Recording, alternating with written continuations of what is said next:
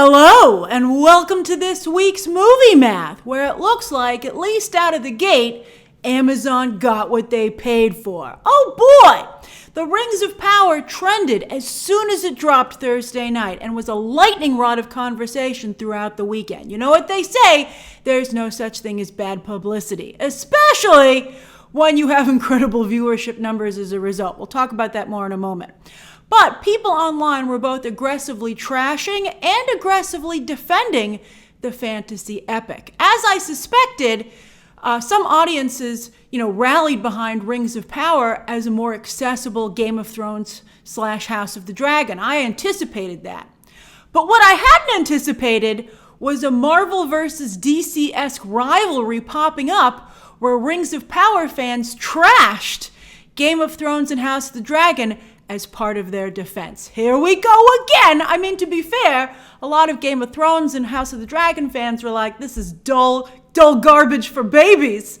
So I think it's very funny to see that take shape. I was like, whoa, I didn't expect any negative comments about the show that I love. All right, so as I see it, the actual product of, I guess, as I said, here we go again. But from a business perspective, what I'm seeing is that the Rings of Power is so bland, it allows fans to project whatever they want onto it, which is actually quite clever. And I see it attracting two opposite sides of the spectrum, which is fascinating. There are some that love the representation and kinder, gentler approach to fantasy, the kumbaya aspect of it all. And then there are those that love Tolkien as a medieval fantasy version of Norman Rockwell, representing a bygone era. That whole thing. So I would say it's almost like Euphoria and Yellowstone had a baby, which certainly makes for a very interesting fan base of strange bedfellows. You have those two groups in the same fan base for the show. Can they coexist? Maybe the audience is so big they can. Yes, it's a very big audience. Amazon announced, we'll see what happens when it hits Nielsen. Amazon's like, sucker, that's a month from now. So the headline that Amazon generated was that in the first 24 hours, and Nielsen does it by minutes, but Amazon said in the first 24 hours worldwide, 25 million viewers watched Rings of Power. Did they watch did they watch both episodes, all of that? Who knows? Are you counting 1 and 2 as separate viewership? Right? That would be cheating. That's interesting. I wonder if that's true. They're like, hey, 25 million people watched both episodes. And you're like, but wouldn't that be maybe, half of that, half of those actually watch both? But, welcome to streaming statistics. Who knows? It's a nice headline. And Amazon paid a lot for that headline, goddammit. They're going to use it. So by comparison, House of the Dragon's like, how can we get better headlines for us? So they bring in approximately 10 million viewers in the first 24 hours, less than half. But they get up to around 20 by the end of the week, at least for the first episode. They haven't released how high up the second episode got after a week. But this discrepancy is why PG-13 content or lower is Hollywood's holy grail, because it casts a wider net. More people can simply watch Rings of Power because it's not as adult. So that's important. Now, since both shows have very different audiences with some crossover for genre fans like ourselves who will watch both, you would think they could coexist, but I'm not seeing that. I feel some wind was taken out of the sails last night for House of the Dragon episode 3 on social media. A real shame, because last night's episode was incredible. Breakdown later today. It might have been that it's a holiday weekend in the United States, so not everybody watched it with the same appointment television zeal that they do during a normal week. I'm curious, when did you watch House of the Dragon? Did you watch it when it aired as usual, or are you taking your time because it's a holiday? I didn't break it down, to be fair. I'm breaking it down later today. But I think that the biggest problem is that these fantasy shows are running concurrently. They're bookending a weekend. Thursday night or Friday morning, you get Rings of Power, and then you finish the weekend with House of the Dragon. So that kind of, House of the Dragon might have debuted first, but when it comes to week, it kind of becomes the second course. So the positioning-wise, it's at a slight disadvantage. But, I wouldn't give up Sundays if I were HBO. They own Sundays. But this is an interesting wrinkle. I'm very curious to see if Rings of Power viewership numbers will hold. Of course, everybody is going to check out the most expensive show ever made, especially because it was generating such juicy headlines left and right. Question is, will they come back week to week? House of the Dragon held on to its audience, but again, I don't know what it did for the first, the second episode. I don't know what it did for the full week, but the first 24 hours, it actually grew. It grew a scooch, 0.2. So let's see what Rings of Power's second weekend looks like. Let's see if Amazon even announces a headline or if we have to wait to see what Nielsen says. But Rings of Power will be on the Nielsen charts, and we're still not sure if House of the Dragon will be, because it's technically an HBO show, not an HBO Max show. We'll see. I mean, if I were Zaslav, I would want House of the Dragon to compete. Although maybe I wouldn't, because then Rings of Power might trounce it. Fascinating stuff. Really interesting. I mean, just let it roll, quite frankly. We all know that House of the Dragon has a limited audience because of the content. I think it's fine. Hopefully it will make up for it in awards wins. Although, in certain categories like, special effects and production design and costume, Rings of Power is going to be right there saying, what about me? I love it. It's so fun. All right, so did you watch Rings of Power this weekend? And will you be continuing to watch it? As I said, I'm going to stick with it. I feel something's got to happen at some point. Although I do know a number of people who did check it out this weekend, people in my personal life who did check it out, thought it was pleasant, but have no plans to watch it again. So we'll see. I'm very curious, and I'd be interested to know what your plans are and what your experience has been. Now, speaking of experiences, the other big headline this weekend was National Cinema Day on Saturday, and where in some places it was a wonderful experience. Oh, so fantastic. While in others, it was the nightmare I predicted. In fact, some theaters even were shut down by the police. Still, according to Fandango's Eric Davis, he tweeted out that the event generated $24.3 million in a single day. What do you know? Top Gun Maverick, the top choice yet again. I love it. The Spider-Man No Way Home extended cut was actually fourth place. Not too surprising, considering many of you who went said you couldn't even really spot the new footage. I do see National Cinema Day becoming an annual event. I just think there's too much positive about it, and a lot of you had such a good time that they're just going to have to work to combat the negative experiences to keep that from happening. It might not be all day. I think a lot of the negative experiences were, in the evening once, the late shows. I think they might have a higher price point, maybe $5. Maybe I would do matinees for the whole weekend. Instead of having it be a single day, I'd do for Labor Day weekend, any show before 4 o'clock would be $3. Maybe do something like that.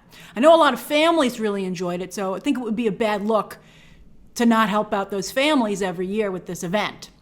Although it would kill Labor Day weekend as a potential release date for big movies. Like Equalizer 3 is probably like, is this a national event or not, an annual event or not? Because then, Sony's like, then we're going to move our movie because we're not going to open Labor Day 2023 if you have this deal.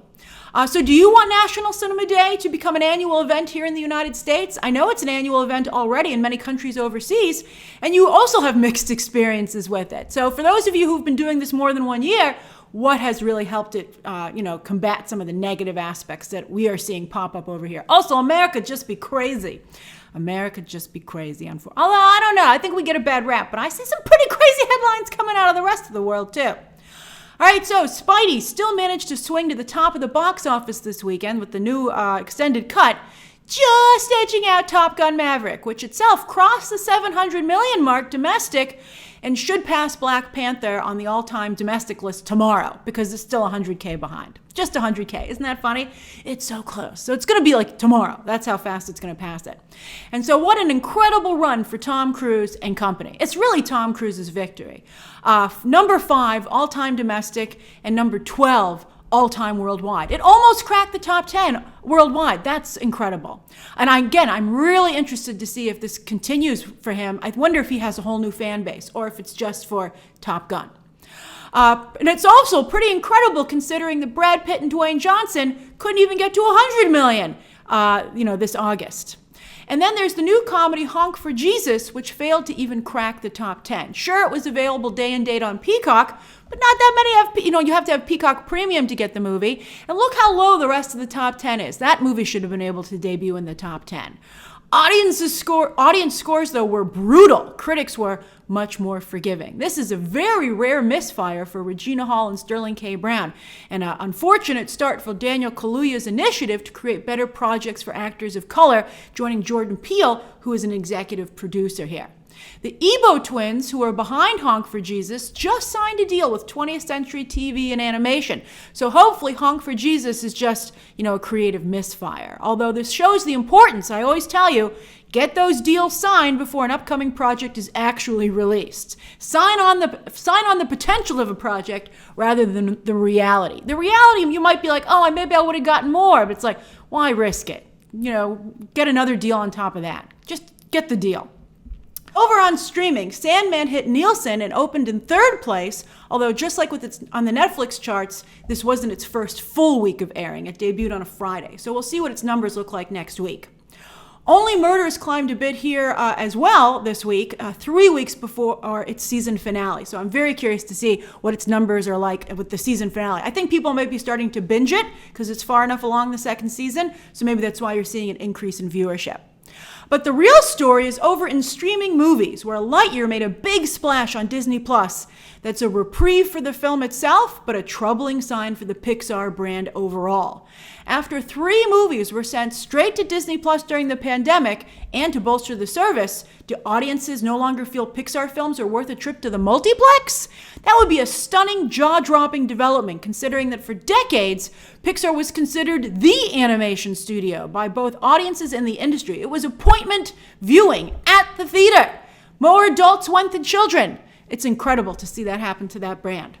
What's going to revive the brand? I don't think it's going to be Elemental, which certainly looks charming, but let's face it, looks very much like Disney Plus material. However, D23 is this coming weekend, so let's see if Pixar has any big and badly needed announcements. Over on Netflix's charts, it's like shooting fish in a barrel for Kevin Hart, because he does indeed benefit from a captive audience who, instead of churning, there's definitely a group that will watch whatever new content Netflix puts up to get their money's worth week to week. As for shows, Echoes surged in its first full week on Netflix, overcoming Sandman, which still doesn't have a 2nd season announcement. Sandman numbers are good, but they're not incredible, which I really think they need to be for a show that's so, speaking of, expensive.